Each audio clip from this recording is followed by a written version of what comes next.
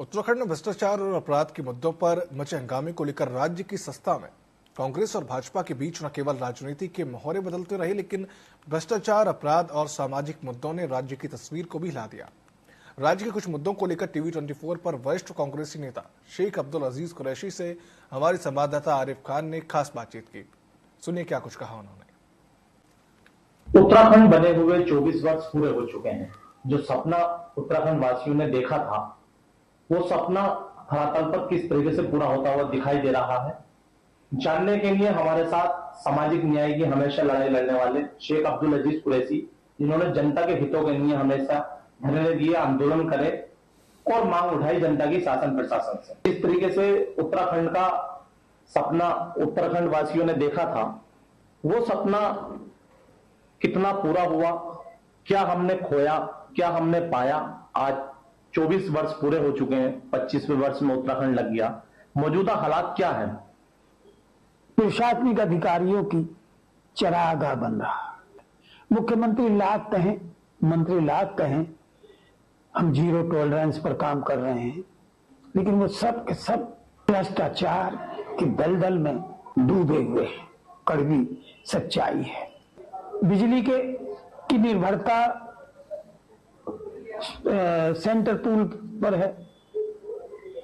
रोजगार के लिए आए दिन नौजवान सड़कों पर, और जो नौजवान इस उम्मीद के साथ टेस्ट में बैठते हैं, वो पेपर लीक हो रहा है। हालात बद से बदतर हैं कि अब हम यूसीसी लागू करेंगे, लैंड जिहाद बर्दाश्त नहीं करेंगे, लव जिहाद बर्दाश्त नहीं करेंगे। तरह के शगुफे उनके इस नैरेटिव की वजह से आज अल्पसंख्यक समाज में जिस तरीके से आपने भ्रष्टाचार की बात कही, कहीं ना कहीं धामी सरकार ने भ्रष्टाचार पर लगाम लगाई है। कई प्रशासनिक अधिकारी तक जेल गए हैं, उसके बावजूद भी आपको शिकायत जबरदस्त ढील दी है।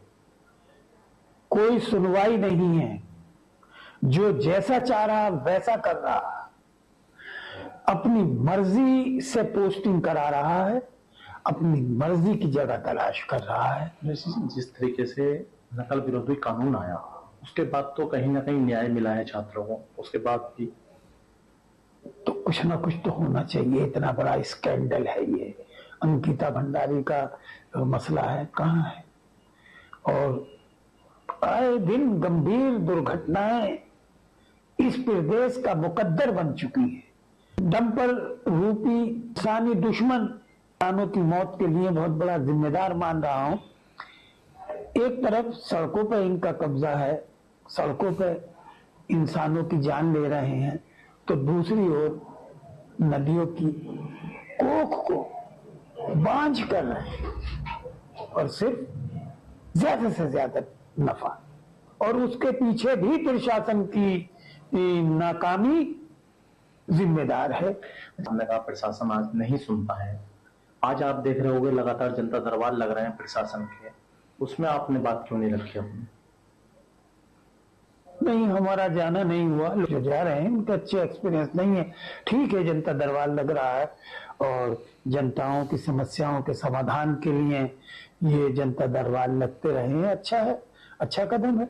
लेकिन मसला ये है कि कोई प्रार्थी अपनी प्रार्थना या अपनी हाजिरी इस नियत से देता है कि वहां उसकी समस्या का समाधान होगा, लेकिन अगर आप देखेंगे तो बहुत कम समस्याओं का समाधान होता है।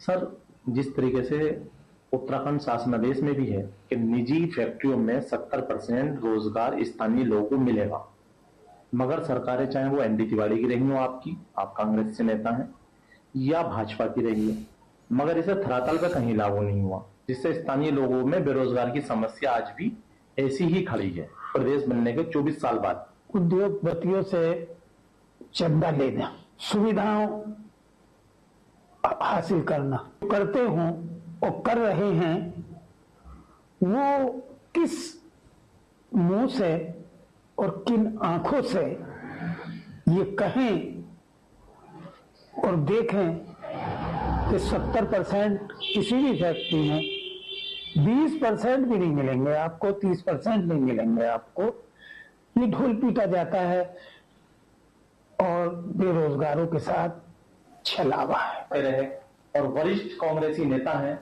और तमाम मुद्दों का उन्होंने जवाब दिया कि जो सपना उत्तराखंड ने देखा था और उसके मौजूदा हालात क्या हैं। आप जुड़े रहिए मेरे साथ। मैं आपके साथ आरिफ खान, उधम सिंह नगर, उत्तराखंड।